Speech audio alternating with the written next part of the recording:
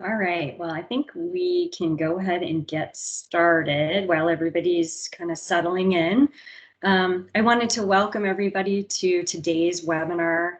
My name is Alex, and I'm really honored to be a part of this Wind Energy Science Leadership Series that's been going on for quite some time now. And it's an ongoing series of educational webinars that include presentations and discussions on many wind energy related topics, featuring speakers from our laboratory, strategic partners, and other thought leaders from the energy industry. These webinars discuss the challenges facing wind energy and the pathways forward for making wind one of the most prevalent energy sources of the future. In today's webinar, NREL analysts Eric Lantz, True Mai, and Anthony Lopez will present two related research efforts that use detailed geospatial and power sector modeling to shed light on the interaction between siting considerations and clean energy development. But before we begin today's webinar, I wanted to let everybody know it will be recorded and available on NREL's website. Please make sure you mute your lines if you're not speaking today. And we encourage everyone to use the raise hand feature or just enter your questions into the chat, and we'll be answering those at the end of the session. Eric Lantz will be moderating that. And finally, I would like to introduce you to Eric Lantz, a co-author of this research, to give a quick introduction of what you can expect to hear today. Eric?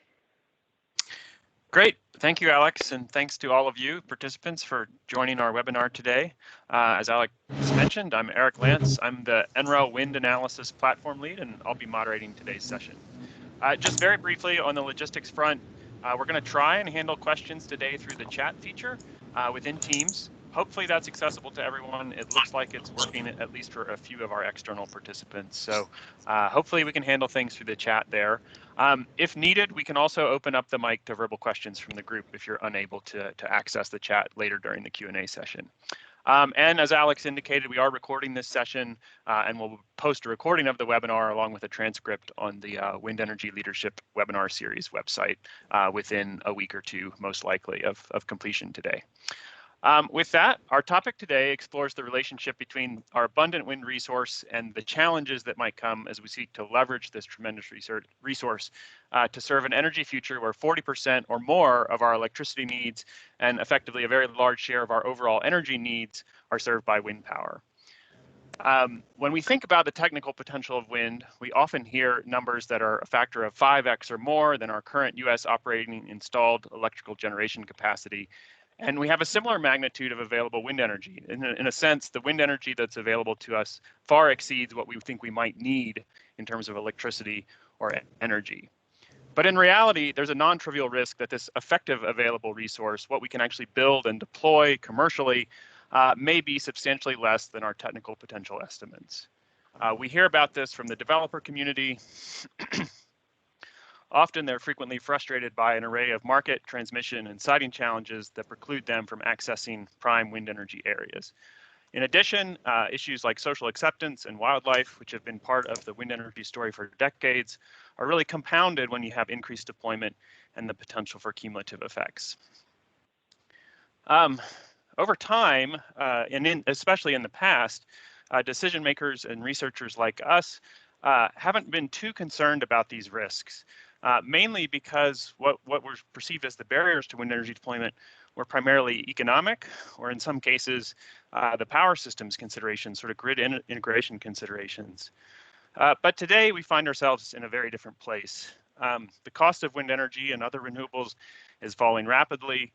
And for wind specifically, we have a great deal of resource that's available within the 2 to 4 cent per kilowatt hour range, even when you take away the PTC. And this low-cost wind is available in broad geographic areas, many of which have historically been considered non-windy areas, unlikely to see commercial development. So the landscape is really changing. A lot of these regions are becoming more accessible to commercial wind activity. Moreover, the urgency of sort of decarbonizing our energy system and the economy has become more critical as populations in the US and around the world are starting to experience climate change in relatively palpable ways. So within the research world, we find ourselves exploring scenarios that 10 years ago, weren't even on the radar screen, and 5 years ago were still pretty implausible over the timeframes that we expected to see deployment occur over the next couple, 3 decades out to 2050. In addition, we're getting just more and more better insights about how much wind might be needed in high electrification and deep decarbonization scenarios. So as we kind of wrestled with these different factors at play, we decided we could no longer use basic or simple technical potential estimates to inform the research that we're doing about how wind energy might serve the future of the electric power system. And so we embarked upon this path to kind of create greater resolution and greater detail, greater granularity into our technical potential estimates. And then we've started to put that through the paces of our capacity expansion analyses. And today, you're going to get to hear from our 2 leaders in this space, Anthony Lopez and Tru Mai. Maybe Anthony, you want to just go to the next slide? Yeah, great. Both Tru and Anthony have been doing this kind of work for over a decade. They're both international leaders in this space, having done work for the International Energy Agency and the International Renewable Energy Agency, two leaders at the global level here. And then their work has also been used for analyses and related questions up to the highest levels of the federal government. So Anthony is going to first walk you through our new and latest technical potential estimates, and then Tru is going to take us through our capacity expansion results. Before I pass the baton to Anthony, go ahead and take us to the next slide. We're going to talk just really specifically about the research questions that they're going to focus on. The first is really, what is the technical potential of U.S. wind power, and how sensitive is that to different levels of siting restrictions and technology evolution? We actually posed this question: what is the technical potential of wind power in the U.S.? I actually think of this as a little bit of a misnomer, because I think actually technical potential is something that's dynamic and subject to change as technology evolves and as society grapples with the utilization of the resource in different ways.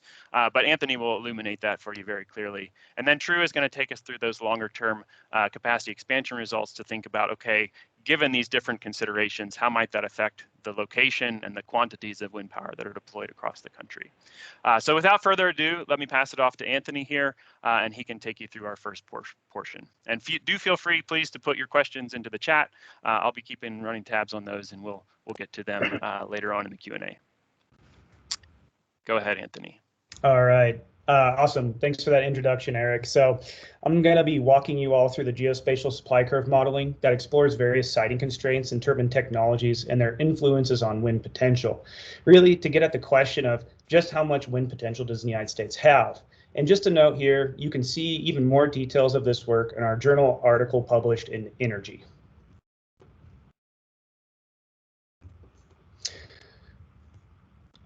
Okay, so first I wanted to introduce you to the Renewable Energy Potential Model, or REV. It's an open source model developed by the National Renewable Energy Laboratory. We use REV for this analysis, which is a multi-criteria decision support model that integrates high resolution spatial temporal wind and solar resource data, amounting to tens of terabytes of data. This is combined with the Systems Advisor model, which estimates the generation potential of a given resource for a given turbine and the site levelized cost of energy. For folks on the line, can you please mute? REV also has a spatial module used for determining site accessibility, defined as technical exclusions. And further, REV estimates the levelized cost of transmission to evacuate the site-dependent energy to the electric grid. And finally, REV has a module to package the data, including the power profiles, associated megawatts of capacity, and the spur transmission costs for use in a variety of capacity expansion models. But for this study, we're piping the results to Reeds, and that Tru will cover in a little bit. So this slide represents the step change in our ability to capture spatial constraints that wind developers might face when developing a project. Historically, we've relied upon coarse land use land cover data to represent the built environment, or areas that would preclude the placement of a turbine, for example, on a road or in dense urban environments. However, as you can see in the image on the left, the land use land cover data only capture the densest developments, which is limited by the minimum mapping unit associated with this data. We also did not historically capture potential setback requirements likely adhered to by many developers to limit placement of turbines next to homes, too close to an electric transmission line or roads.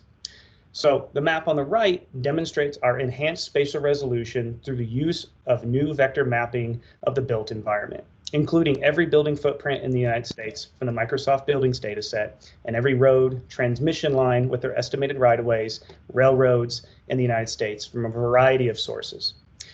And you can see by the plotting of the existing turbines from this wind farm, they closely match the spatial constraints adhered to by this wind developer.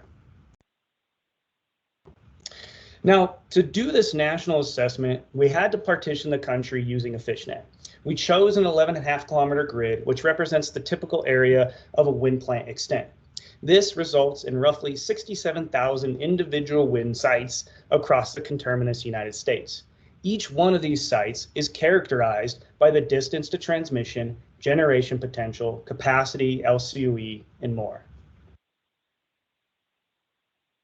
Okay, the previous slides, they demonstrated the spatial fidelity of the modeling that we're using. So now we'll move into this particular study, its design, and the results. So first, we designed scenarios around 3 turbine cases and 3 siting regimes. I'll discuss the siting regimes in a couple more slides. The 3 turbine cases capture today's technology in the current case, while we also explore turbine designs that may come about in the next decade through the annual technology baseline's moderate and advanced turbine designs. You can see in the scenario matrix that we model the reference siting regime for all turbine cases and model the 3 siting regimes for the moderate turbine case. Okay, first I'm going to go through and define the philosophy of each of these siting regimes, and then we'll explore different features of the map. So open access is the least restrictive scenario, applying only physical barriers and protected lands, for example, national parks and conservation easements, that restrict wind development, setting a ceiling to the available land. Note that the open access siting restrictions serve as the basis for all other scenarios, meaning we add exclusions to them. The map shows the available capacity when accounting for siting criteria. So the darker the blue, the more capacity available at each one of those 11.5 kilometer sites. So some interesting things on the map here. You can see in Colorado, mountainous landforms and high elevations excluded, so areas above 9,000 feet. We can also see water and wetlands being excluded or reducing the capacity potential in Florida, the coastal Carolinas, and Georgia. We can also see the protected areas showing up in Yellowstone and up in Wyoming. And we can see we exclude urbanized areas, airports, and existing infrastructure, as is apparent in the Chicago area. Okay, moving on to the reference access. Reference access builds upon spatial exclusions defined in the open access siting regime and is a moderate representation of exclusions that utilizes, where feasible, best management practices to guide development. So to help guide these, we developed a database of all wind siting ordinances, which include 271 documented state and county ordinances pertaining to height restrictions and setbacks from buildings, railroads, waterways, and transmission lines. We apply these individual ordinances for their jurisdictions, but also apply a setback requirement of 1.1 times the tip height of the turbine for locations without ordinances.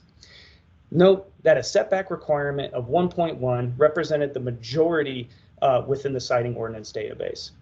I'd also like to mention that we captured even more than just heights and setback requirements, but did not model them. These include ordinance like noise, flicker, and land property setbacks, and they're freely available for download and linked below. So to highlight some interesting things about this map here, probably the first thing that's going to pull your eye is the exclusions in Southern California. So these come from documented ordinances or height restrictions in some of these counties that were below our turbine heights that we modeled. Next, you can see the civil infrastructure setbacks. So the 1.1 times the tip height for roads, buildings, transmission lines, and railroads really eliminates a lot of the capacity, or reduces a lot of the capacity, reduces a lot of capacity in the eastern United States. And this is really due to the kind of dense infrastructure and population density that we have comparative to the western United States. We also exclude radar proximity. So 4 kilometer for NEXRAD radar and 9 kilometer for short range and long range radar as established in previous literature. And then finally, we exclude slope threshold. We exclude all lands that have a slope greater than 25%. Do you see that's inverted?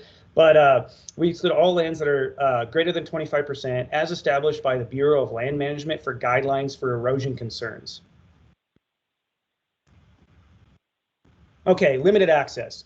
It's a combination of the most, this is our final siting regime, and it's a combination of the most stringent siting considerations for all scenarios that represents a plausible floor for developable area. There are a couple key exclusions applied in this scenario. First, we increase the setback requirement for civil infrastructure from 1.1 to 3x the tip height. This amounts to about a 620 meter setback. Now, while this does seem stringent, there are 20 counties in the United States with a 3x or greater setback for wind turbines. In addition, there are even greater setback requirements in Europe. We also exclude radar line of sight viewsheds or viewsheds. While turbines can technically be sited within radar viewsheds, it is plausible to saturate that viewshed, leading to a restriction of new wind power plants in that area. And we really wanted to explore this as a possibility moving into the future. And finally, we exclude all federal lands. Now, while federal lands are technically available for development, there has been very little development taking place. And we really wanted to capture this reality in our models and explore the implications. So now some of these exclusions, they spatially overlap, meaning that the total excluded land for each category is less than the aggregate. We see in the open access regime that wetlands represent the largest exclusion. We see in the bar below the aggregate is less than the total exclusions. Again, this is showing that spatial overlap. This becomes more apparent in the reference siting regime where roads and building setbacks represent the largest exclusions, but the aggregate is almost half of the total.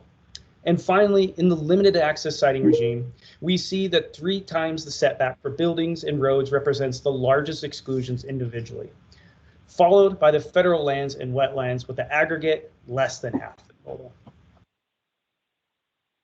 Okay, so what does this all mean in terms of total wind potential? Well, for the open access, we found the US has about 15 terawatts worth of potential, while the reference access, again, following best management practices where feasible, has a potential of 7.8 terawatts.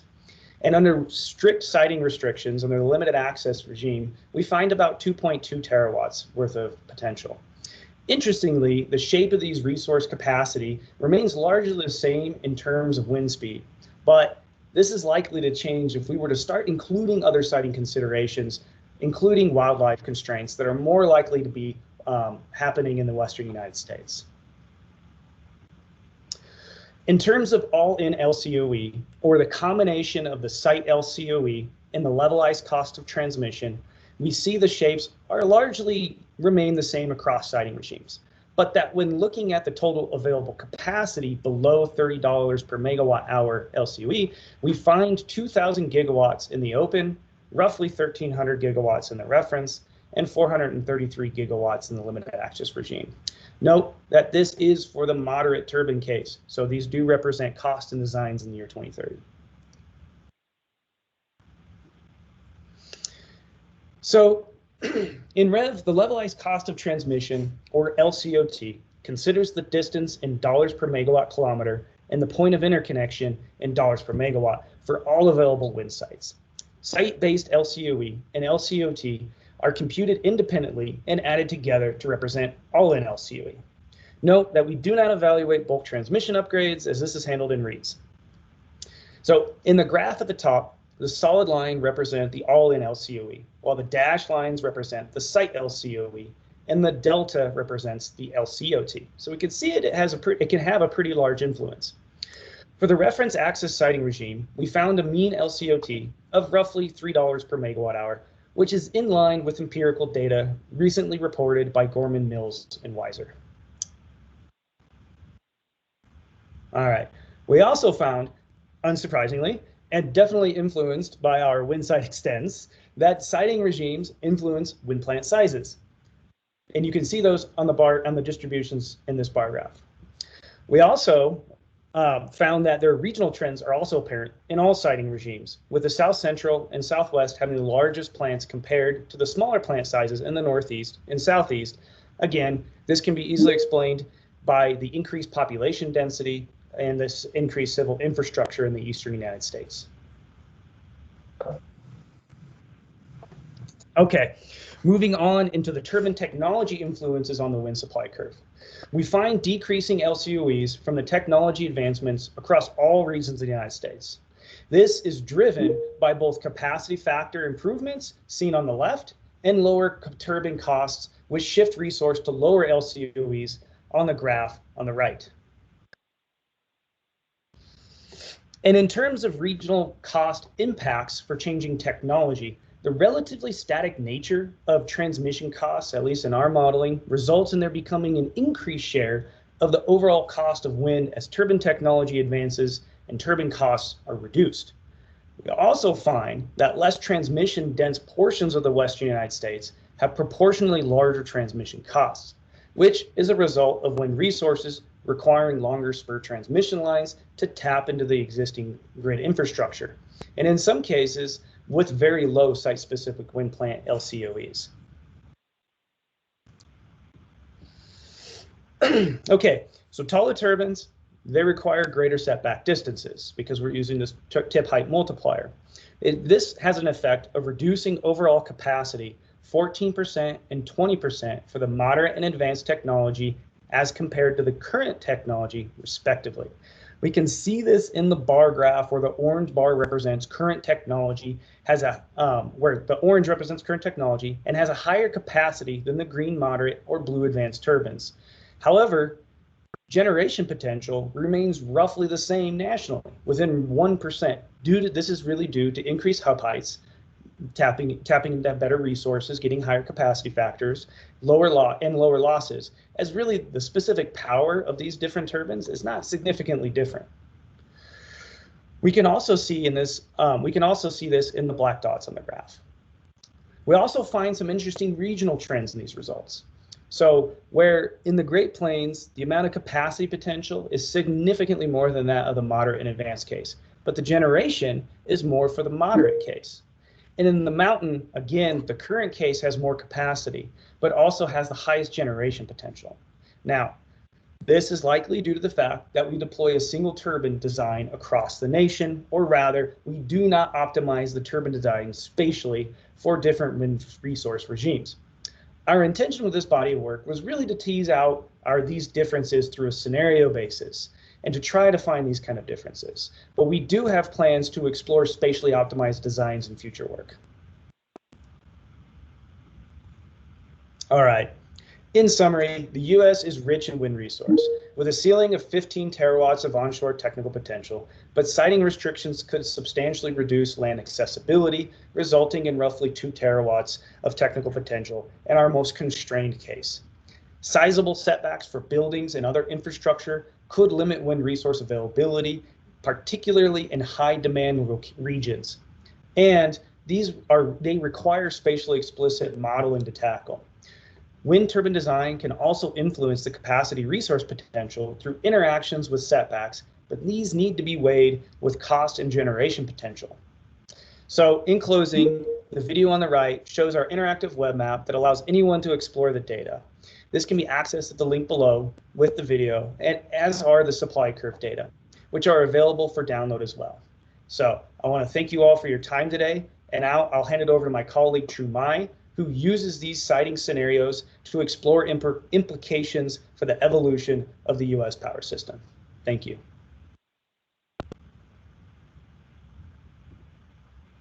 You can go ahead and take over. Thanks, Anthony. Let me move this over here. Looks like there's a hand up.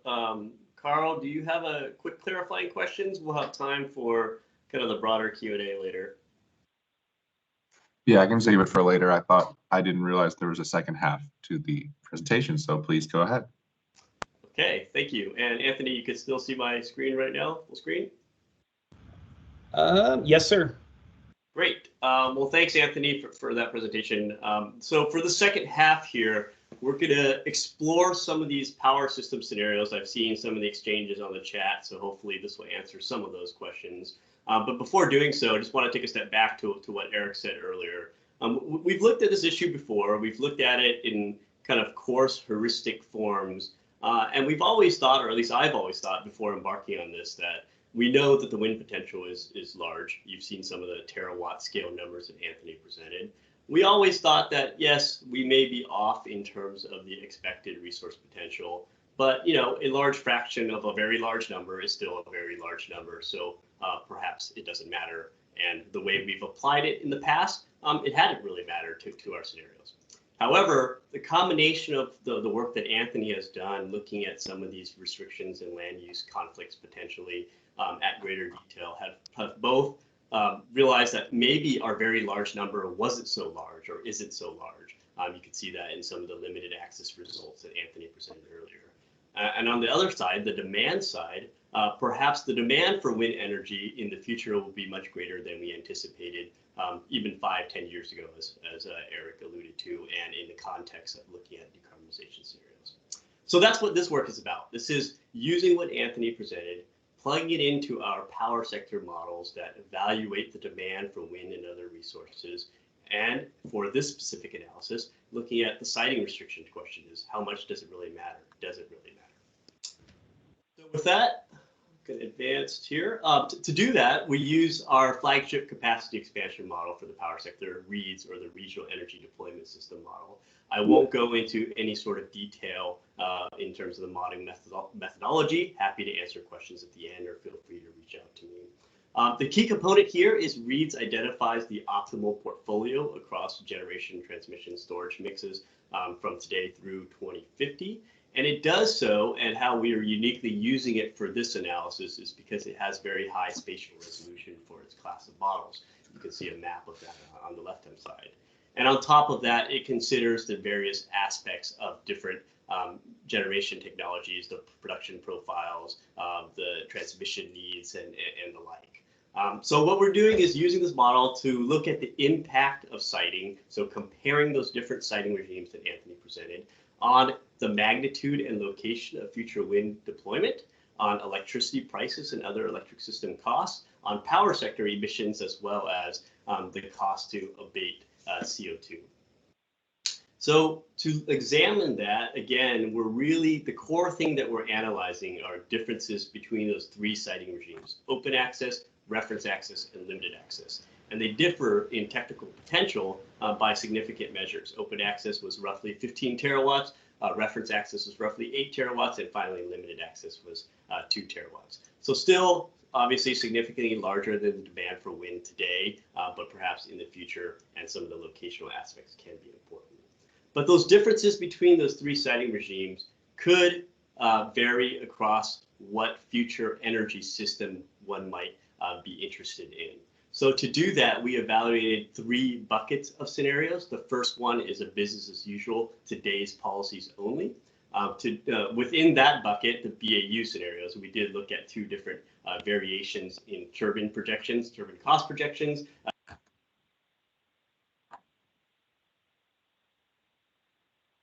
Oh, True. Somehow you muted yourself. Well, Yeah. Looks like somebody muted me, but I'm back on here. So within the BAU group, we did look at 2 separate turbine layouts, ATB advanced and ATB moderate cases. In the second bucket, we looked at a set of low emission scenarios where we applied a power sector emissions CO2 cap at 80% by 2050. That's 80% relative to 2005 levels. And we ratchet that down to a 95% emissions reduction level by 2050 in 5% increments. That's the reason why we're doing this is we're systematically increasing the stringency of the carbon cap to see where the impacts of wind siting might change kind of qualitatively.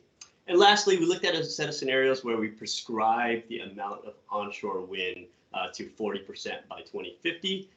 We'll get to the justification and motivation for those set of scenarios, as well as other sensitivities associated with them later. So let's get started on first the BAU scenarios to get us grounded. On the top chart here, you see the reference access BAU scenarios for moderate technology assumptions for wind on the left-hand side and advanced technologies. Sorry, the x-axis is not shown, but that's 2020 through 2050.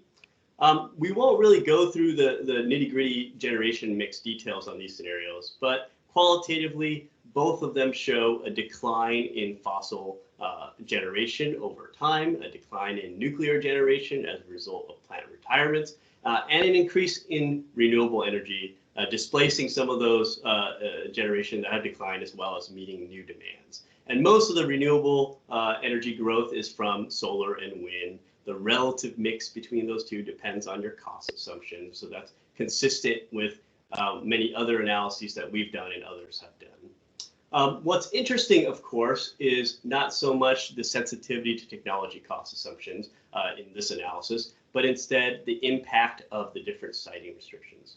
So now in the second row, you see the difference from the reference axis for the corresponding scenarios using the open axis where the resource potential for wind is effectively double compared to the top row there. And what, not surprisingly, you see is an increase in wind deployment as a result of that. There are higher quality wind sites that are available under open access that weren't under reference access, and hence you get a boost in wind generation. This increase is roughly 4 or 5 percentage points by the 2040s. So by 2050, you're looking at a scenario that's almost 40% onshore wind generation in the U.S. power system. The trade-off between wind is mostly with fossil generation. You can see that in the negative side of the bars on the right, as well as a little bit of solar generation as well. Now, the same comparison is made with the limited access scenarios. And obviously, the signs flip here with more restrictive siting for onshore wind relative to the reference axis. You can see a bigger a difference and even a bigger in magnitude difference, such that with limited access, you're seeing a reduction in wind generation by about 10 percentage points by 2050. So really a significant impact well beyond what our prior analysis have shown. And these are just the BAU scenarios. So what does that correspond to in terms of capacity? So focusing in the darker shades at the top of these charts here are the advanced technology cases. You can see with reference and open access siting, about 500 gigawatts of onshore wind by 2050. So kind of steady growth and pretty sizable growth over time, a little bit accelerated from what we've seen in the past 10 years or so through, again, 2050. In comparison, however, the red line, the limited access, you see a significantly lower deployment level. In this scenario, as we saw in the prior slide, it's roughly a 25% wind generation and roughly 330 gigawatts. So a gap of about 100 to 200 gigawatts between the limited access case and the other cases. Again, everything else is the same. Wind technology assumptions are the same. Policy conditions are the same. It's simply an effect of the siting restrictions. Now, wind obviously extends not to just onshore, but also to offshore. I saw some questions earlier about how we treated offshore. We haven't done the same analysis in terms of looking at the siting aspects with offshore, but we do have offshore wind in our model. And what you notice here is by restricting onshore wind, we actually see a corresponding increase in offshore wind. However, corresponding is probably not the right word here. An increase in offshore wind that in part makes up for some of that reduction in onshore. Be careful about the scales here. This is an order of magnitude lower y-axis scale than the onshore one. So you certainly don't make up all of the difference there. But we do see this, balance between onshore, or this trade-off between onshore and offshore wind deployment, which we'll discuss a little later. Beyond wind deployment results, we also look at electricity price and CO2 impacts as well. So electricity prices shown on the left, these are wholesale prices, and CO2 emissions from the power sector are shown on the right. Again, unsurprisingly, you expect higher prices with more restrictive siting because some of those low-cost resources are unavailable. And similarly, with less wind deployment, you expect higher emissions, and that's both borne out here. But what's interesting to me is the magnitude of those impacts.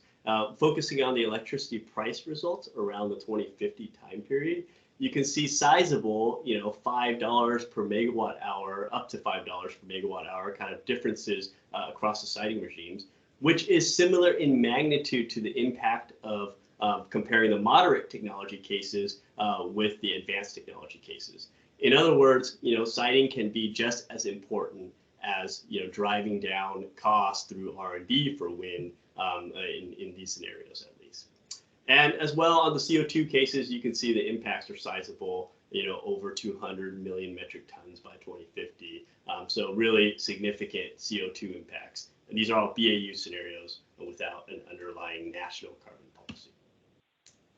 Okay, so that gives us a transition over to our low emissions scenarios.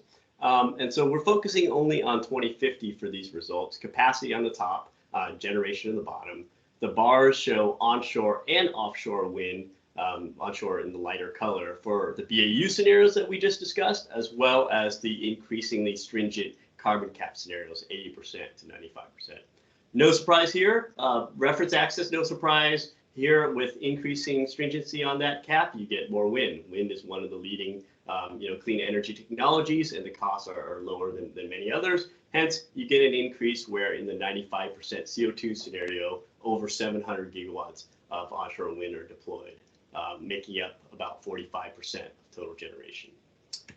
But what's interesting in our analysis is how that compares with the different siting regimes. In the middle column shows the open axis. The differences are modest, but directionally they do increase the amount of wind relative to the reference axis. In the 95% scenario for open axis, we're looking at 800 gigawatts of wind combined onshore and offshore. What's most interesting is this limited access case here. We see qualitatively the same trend, tighter carbon cap, more wind. However, you start to see a saturation of how much wind you get, especially looking in generation terms. You start to see that even as you increase the carbon reductions to 90%, 95%, you're still having a hard time reaching 30% onshore wind. In fact, even with the 95% emissions reduction scenario here, the amount of onshore wind with limited access is less than in the BAU cases for both reference axis and open axis. So really strong signals and sensitivities on onshore wind deployment coming from the limited access scenario. However, we're going back to the offshore story earlier again, so the darker blue bar on the top of the bars here. With limited access and with that carbon constraint on there, you could start to see a really significant deployment of offshore, such that for the 90 and 95% scenarios, we're looking at over 100 gigawatts of offshore by 2050 and over 10% generation shares in the most stringent cases. So the U.S. is rich in clean energy resources, whether or not they're onshore, they're offshore, they're wind or solar. But there are cost implications associated with that, with using a different generation mix as well. So one measure that we look at on that cost side is the marginal abatement cost, and I'm only going to focus in the top row for this presentation. Marginal abatement cost is the cost to abate the next ton of CO2. First, we start with the reference case. You can see these abatement costs increasing both over time and as a function of the stringency of the carbon cap. Neither of those effects are surprising. You do see this non-linearly ramping abatement costs as the carbon cap gets tighter and tighter. Again, as you're approaching zero carbon, it's going to be harder and harder to avoid the next ton. The low-hanging fruits have all been picked, and therefore it's going to be more challenging. However, for the reference axis case, you can see that the abatement cost, even at 95% CO2 emissions, is below $60 per ton in that 2050 year. With open access case, the abatement costs are very similar, within $5 per ton of CO2 in most of the cases, a difference of within $5 a ton compared to the reference axis case. So no big surprise earlier results. Again, what's interesting is the limited access case, where those constraints on siting could really raise the challenge, the cost to abate further emissions. For the 90 and 95% cases, we're looking at $20 per ton higher abatement costs compared to the other two.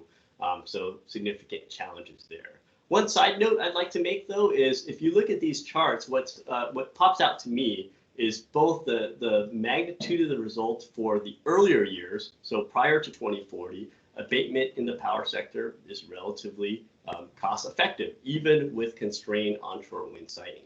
In addition, if you look at the 85% scenarios, abatement costs remain below $30 per ton. Again, even with constraints perhaps relatively severe constraints on onshore wind siting.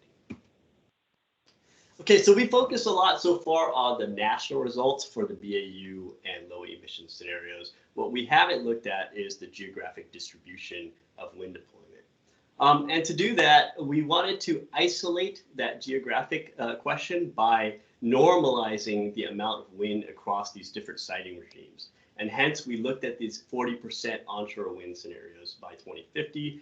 What you see here is the reference axis case. So in that case, you're looking at 550 gigawatts in order to reach that 40% level.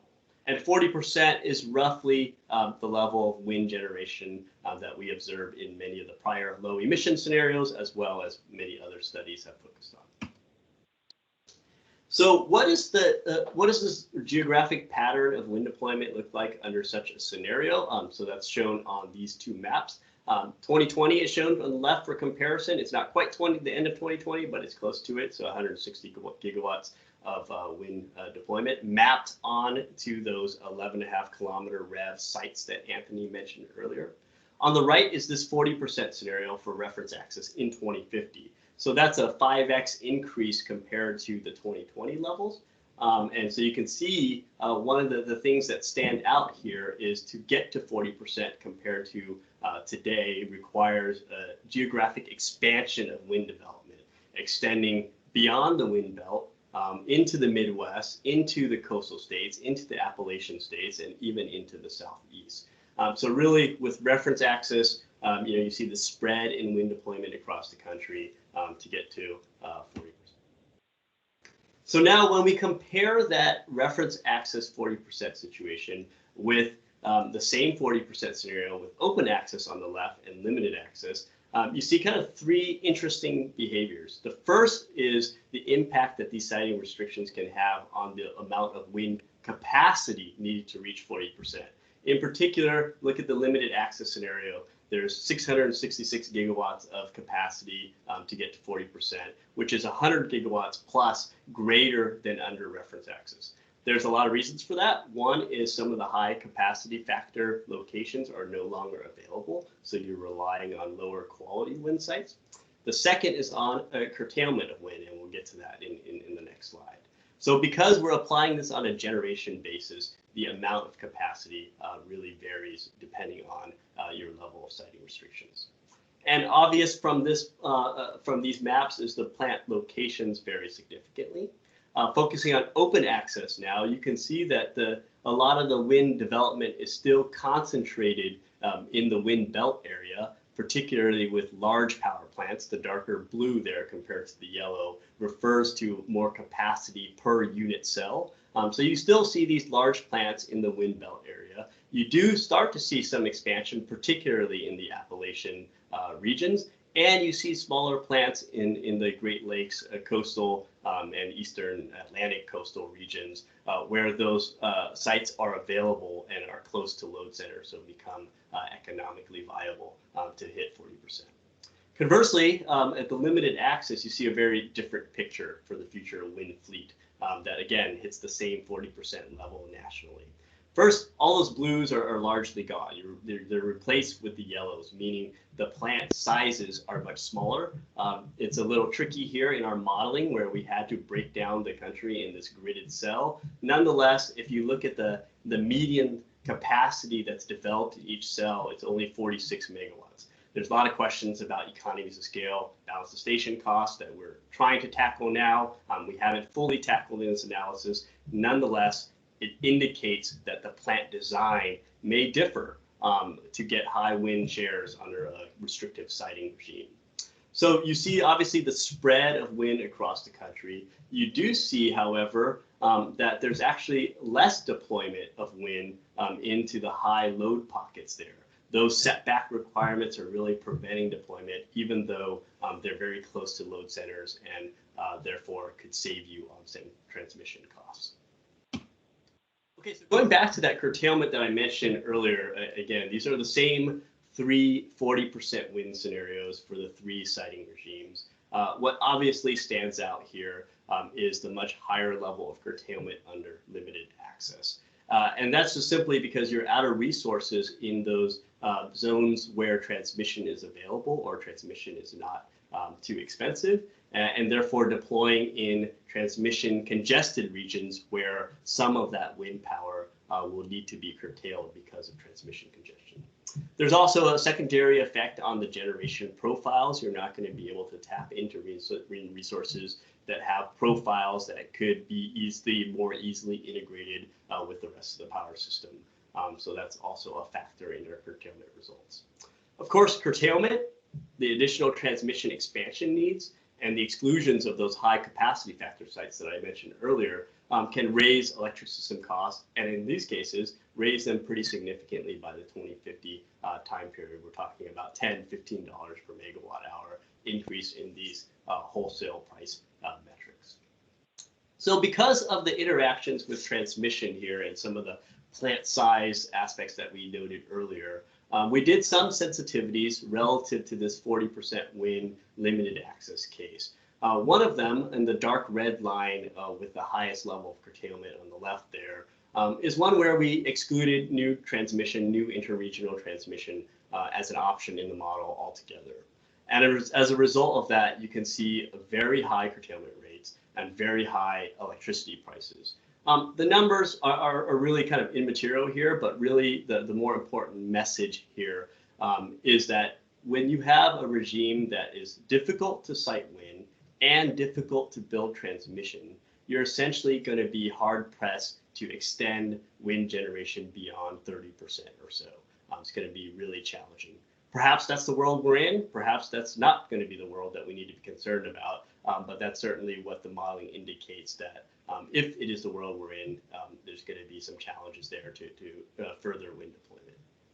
On the other side, on the yellow lines there, is one where we exogenously put in an HVDC macrogrid.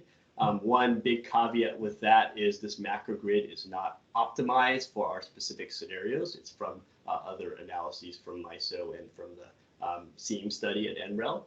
Nonetheless, we see directionally that this macrogrid could reduce curtailment, could reduce prices. Some other follow-on work that we've done after this was completed indicates that the benefits can be even greater. So that's something that we're pursuing, is the ability to use transmission as a mitigation strategy and tap into wind sites that that are available due to exclusions from other siting constraints. The last sensitivity we ran is in the pink here, which we call the small site sensitivity. I didn't mention this earlier, but in terms of the data flow from REV to READS, we did exclude small sites with small available resource of less than 20 megawatts. Again, we haven't tackled economies of scale well in this analysis, so we simply excluded them in most of the scenarios. In this sensitivity, we put those back in. And what we notice is when you put those back in, a lot of those sites are prime sites in that they're close to load centers, and therefore they're accessed in this specific sensitivity. Again, the numbers may not be too relevant, but what that tells us is that there could be some interest in designing wind plants, not just focusing on the large plants in Oklahoma and Texas that are developed today, but instead small scale wind power plants may be useful and valuable under this kind of constrained siting future. Well, I'd like to summarize now with a few points. The first point that we hope to have shown you is wind siting, especially for onshore wind, can really impact the amount and location of wind deployment in the future, especially under scenarios with high demand for clean energy. We're talking impacts in the hundreds of gigawatts range, and that could become really meaningful. The second point here is we do notice that there's an asymmetry between tightening and loosening the restrictions. All this is to say is the marginal impact of restrictions depend on what regime you're living in. If you're already in an open access type of regime, slight changes to restrictions nationally, at least, obviously not locally, may not matter in the grand scheme of things. However, if collectively we're in a constrained situation, an incremental restriction might be more problematic and can lead to higher prices and higher emissions from the kind of a power sector side. Again, we need to consider the local aspect as well. And the third point highlights some of those interactions between transmission and future wind plant design. We'll get to that in the future work slide next. But really, this is an area that's really important, and I don't think our analytics and modeling have finally have caught up to the importance of these interactions, and so we're tackling some work in that space as well. Overall, these findings really highlight the importance of considering some of these local land use factors in regional energy planning or regional or national energy planning, and the very difficult challenge of weighing the local impacts to global impacts from global climate change. One more slide here on kind of future research. We recognize that, or we think that what we've done has really advanced the prior work that we have done, particularly at NREL, but perhaps the broader research community here. But of course, there's much more work to be done. So we've grouped kind of the future work in 3 buckets. Some of this we're undergoing right now. I saw some questions about offshore earlier. That's one thing we're tackling. But others, we're going to need to continue to work on over the years. So these 3 buckets include considering additional siting factors, other social impacts we haven't fully embedded. Noise, flicker, visual impacts, our setbacks are a proxy to some of these, but really haven't tackled them head on. Wildlife and ecological impacts are obviously very important, and we're starting to get more of a handle on that.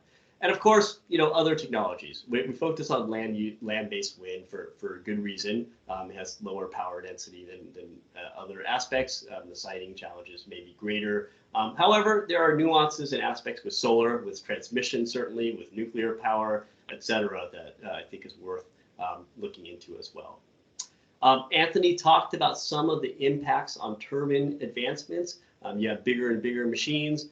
Maybe there's more and more conflicts with those larger machines. But what are some of the other innovations that might overcome some of those obstacles or help alleviate some of these? And that could include, optimizing the plant design, optimizing the turbine layout, looking at hybrids, as well as looking at the operations of those plants. In terms of the wildlife space, one good example is curtailing wind energy during times of bat or bird migrations. And lastly, on more of the energy system side, we've looked at power system decarbonization that gets to the 95% level. That's certainly less than 100% emissions level, and it did not include increased demand from electrification, from hydrogen. A lot of work out there has showed a really high increase in overall electricity demand, and particularly from clean energy resources like wind. So taking those into account might even exacerbate some of the sensitivities to siting that we saw before. And the last bullet I've already touched on, which is the interaction between transmission expansion, the viability of that, the extent of that with wind siting as well. We have several resources. I think the top one we should put in the chat here, Anthony or Eric, if you could do that. But we've put a lot of the data and resources and papers available, both the supply curves that came out of Anthony's work that you could use for your own analysis, as well as some of the underlying data that supported that supply curve work. For example, those 271 siting ordinances are available. They were as of 2018, so they will need some updating, but hopefully would be a good start. We do intend to update this website and build upon it when we conduct future research, so please check in. And if there's interest, please feel free to ping any of us. To conclude here, I do want to show a visualization that shows how the US wind fleet has evolved over the past 10 years, as well as might evolve under one of our scenarios through 2050. It shows some of the themes that we've talked about before, which is an expansion geographically of wind development over time under this low carbon scenario. But it also shows here, well, it doesn't show, it's a single scenario, but we hope our work shows that siting could be really important here in terms of what the future wind fleet might look like, what the future power system might look like, and the potential challenges with respect to siting and reaching kind of a low carbon grid. So with that, I think I will turn it back to you, Eric. Oh, actually, hold on, let me go one more slide here. We forgot to thank some of our research collaborators in the very beginning, but certainly We couldn't have done this work without their contributions.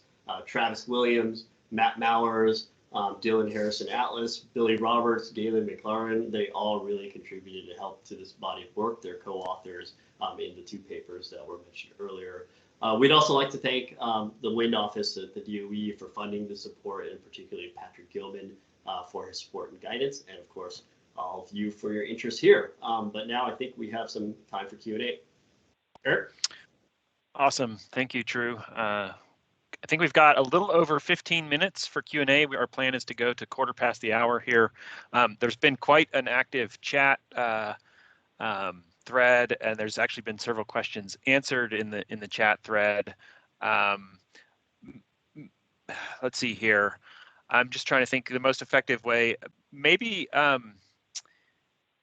we can try and consolidate the conversation in the chat thread now to the active one here.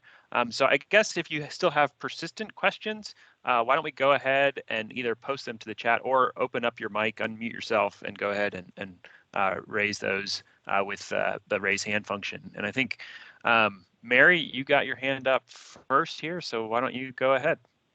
Hi, thanks, both Anthony and Drew, that was just so great. I really enjoyed seeing how the information in your paper translated, to the way that you explained it. But just going to this energy justice theme, which is a huge theme for DOE right now, and there have been a lot of questions back and forth in the text. I just want to elaborate or have you guys talk more about how this might possibly be incorporated into these types of siting studies at all phases, because there is this social science side of the house and this technological side of the house, and we need to start looking at it from the very beginning, from the conceptual research throughout to the entire process. So I'm just wondering if you could speak to that a little bit. Yeah, thanks, Mary. And I think that's one thing that I meant to mention at the very end there, which is, to extend this work really requires that collaboration that you highlighted there. Not just from the wind technology experts, not just from the geospatial data scientists and the energy modelers, but to social scientists, to biologists, and to others. We've started some of those collaborations, and some of those folks are actually on this webinar, so that's great to see. In terms of the social energy justice type questions, certainly Anthony and I are not experts in this field. I think you can obviously layer on the geospatial aspects to some of these screening and dimensions, and perhaps apply exclusions or costs or some considerations with relation to them. I think we are very interested in doing so, and we can imagine the framework that we built from this can be extended to do so, but we'll need partners to do that. We don't have the capabilities ourselves. Anthony, I don't know if there's more you want to add to that. No, I think you said it perfectly. So really just looking for collaborators on this kind of the social dimension side of the things. But yeah, all the data is really there. We just need to make the linkages with other researchers and make it happen.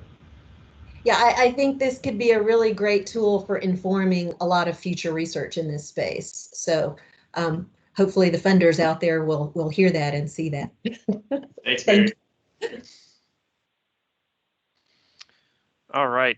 We had one question that I don't think got addressed in the chat, True, and that is related to the curtailment numbers and the possibility or the applicability of that to potential storage solutions. Maybe you could just say a little bit about how we treated storage and curtailment in the current work and how that might change going forward. Yeah, good question there. So the model does look at a variety of storage options. We have battery energy storage from 2 to 10 hours of energy duration. We have pump storage in there, and we have compressed air storage in there as well. All of those are in kind of the diurnal storage level. And so their ability to reduce curtailment, although modeled and captured in there, is going to be limited, especially given the nature of wind production profiles, the kind of seasonal effects that you see. What we're working on right now, and maybe what the question is leading to, is longer duration storage, hydrogen, other seasonal storage options. And we are working on improving that right now and being able to capture the economics of that. I mean, there's some cost considerations as well, But that's kind of ongoing work. Haven't fully built in. It's a valid point there. If you're constrained by transmission and constrained by siting, maybe these long duration storage options could save you in the end. We don't know yet. Yeah, true.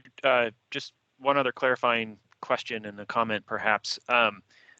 When the model is building wind in these cases, you're looking at the economics, considering the marginal curtailment rates in a given area, but you're not providing the ability for the model to build the wind and utilize storage as part of the economic calculus at this stage, right? It's either you build storage or you build wind. The model does consider if you build wind and storage together, you could reduce some of the curtailment on that. Okay. Again, the storage options are limited. The parameterizations may be somewhat limited as well. So definitely that interaction between wind and storage is complicated. We've taken a first cut at it. Needs room for improvement, particularly in other work that we've done, way to the longer duration storage for wind in particular, which differs from how you might think about PV. Sure. And then the comment is that to take this question one step further, it's actually pretty interesting to think about the relationship between siting and grid disconnected, or the potential for grid disconnected wind deployments. Obviously the resource is pretty far from the load in many cases, and our ability to build transmission or not is not yet clear. Obviously the model takes a tact on that, but whether we can do that in the real world is certainly a significant uncertainty. However, if you could build a localized facility to generate electricity that then is converted into molecules or otherwise, that's a pretty interesting thought exercise, at least at this stage. A couple of more questions. So one of the first questions was about how the technical potential estimates that Anthony reported, and then I think the scenarios subsequently that True presented on, how that relates to some of the policy goals. There was some conversation in the chat about maybe we should be considering more aggressive scenarios, given that there's a big emphasis on zero carbon in the electric sector by 2035. True or Anthony, do either of you want to talk any more about the relationship between this work and potential policy considerations? Yeah, maybe I'll start there. We are conducting other work that looks at more aggressive carbon mitigation scenarios. So that's underway. Nothing that we can share right now. The interaction with the supply curve work, I mean, I'll defer a little bit to Anthony here, but we are building on that. It's, as you can imagine, hard to get all these models to talk to each other, or time intensive and whatnot. So there are some constraints on our just time, or real world time, to do these kinds of things. But certainly there are interplays there. I think the interplay with transmission policies is a really relevant one, and we are looking into that to some extent now. Yeah, and I also just mentioned on the chat there that we actually largely wrapped up all the modeling last fiscal year, kind of before kind of the current pushes for decarbonization, for rapid decarbonization. So yeah, and we are, as Drew said, we are currently modeling these types of scenarios going forward, just not in a position to share it just yet. So. Yeah, the other thing that I would add to that perhaps is that from a policy perspective, our philosophy generally is that we can do all of these things, but it matters kind of how things play out. So, how much wind do you need? Where's that wind located? How much do you want to pay to accomplish these things? Those are sort of the relevant ways we look through it. But I think that there's still enough wind energy to meet very, very aggressive policy goals. But the precise pathways and the way we accomplish that or serve it is still really provides a lot of really interesting research questions for us to dig into.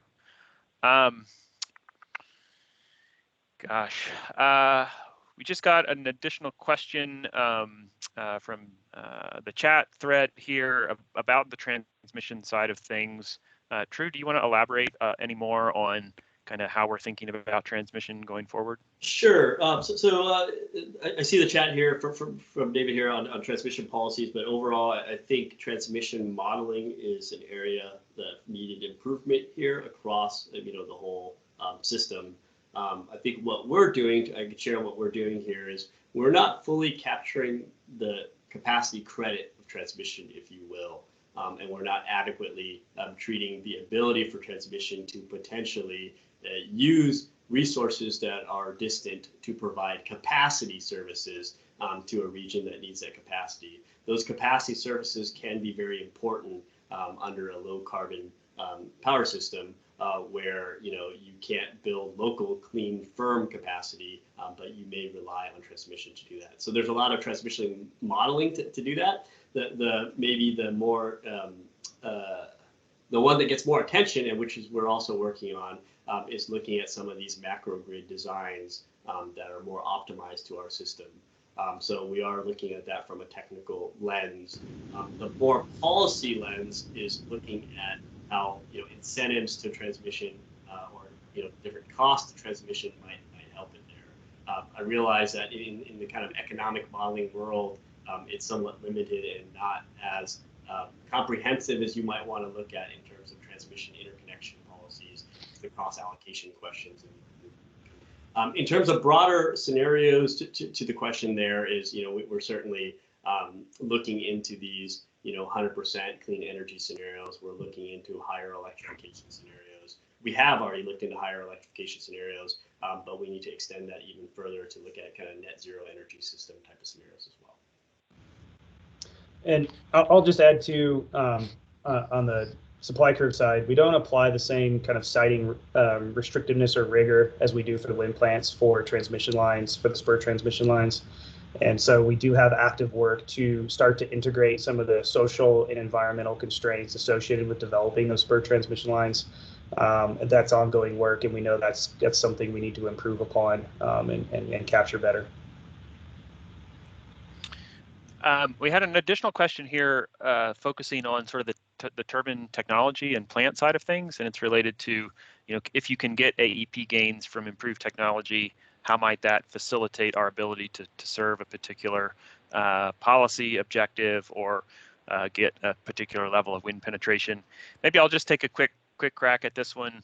And I think that the short answer is, from a technocratic perspective, yeah, we can improve capacity factors for wind by 1% or whatever that equates to in terms of 1% change in AEP, and we can run that through the model and see how that affects wind deployment. I don't think you'd see a huge signal in the model in response to that, but I actually think the question is well placed because the relationship between plant sizes, plant costs, plant economics, and how that's used within the broad power sector from a continental perspective, like that's actually a really interesting and rich question.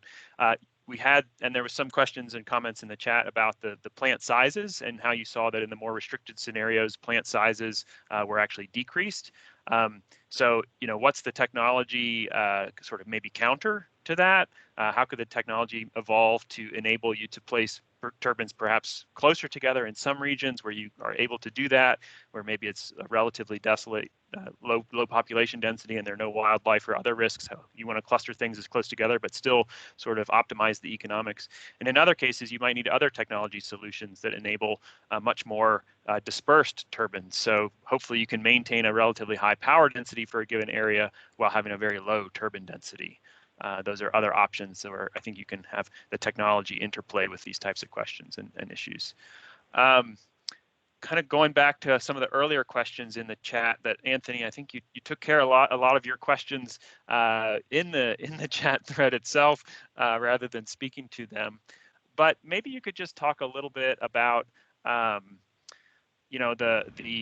ability to use analytics to both replicate what's happened in the past in terms of wind plant deployment and how that might apply into the future. I mean, you showed the one illustration early on where kind of picked that area that showed how our exclusions resulted in synthetic turbines that were actually very similar to what the developer actually built at that site.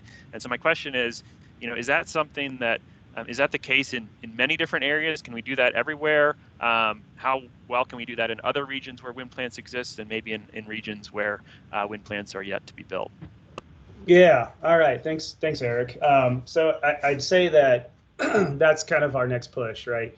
Is really increasing the fidelity of representing these individual turbines within our models. So traditionally, you know, we've relied upon kind of this empirical relationship of land area to empirical wind farms and their capacity density, and then translating that to a technical potential. But what we're finding with current research is that it's a little more complex than that when you're trying to kind of project turbine innovations out across landscape.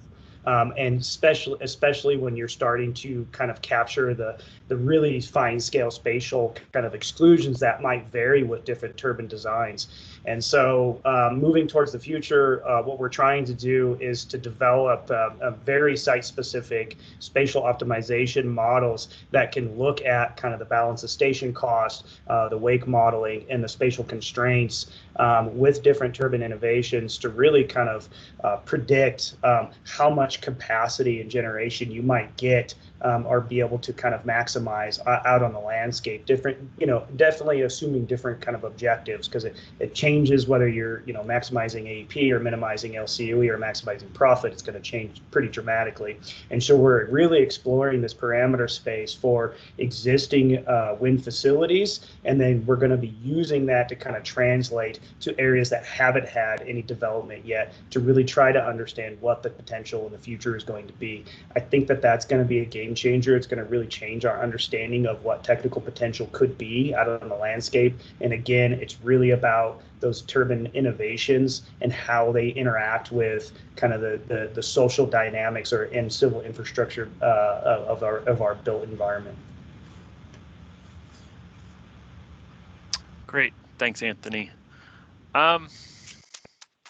We're nearly at the quarter past the hour mark. Maybe just one final quick question for comments, Anthony, by you and True, and that is with respect to the future work. You know, which are the areas that you think we can make big progress on quickly versus those that are more challenging and difficult, and we might have to wait a little longer for answers on? I'll go quick. I'll go first, but I don't know that it's quickly and easier. But I really think that integration of wildlife constraints into our models is absolutely paramount. So especially as we're going to see, you know, vast amounts of deployment for deep decarbonization.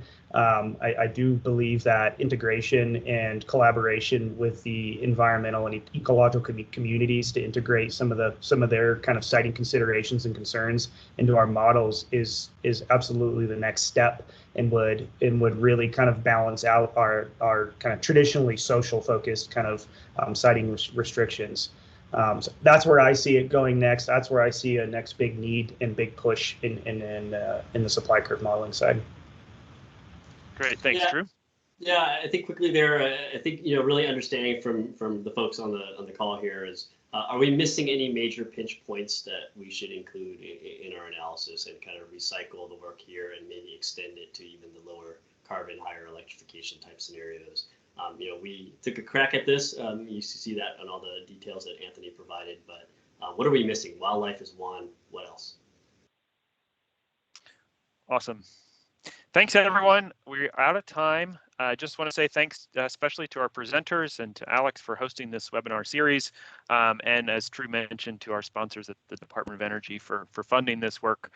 We appreciate all of your participation and interest as well, and look forward to seeing you at our next Wind Energy Leadership webinar seminar series. Thanks, everyone. Good day. Thank you. Thank you.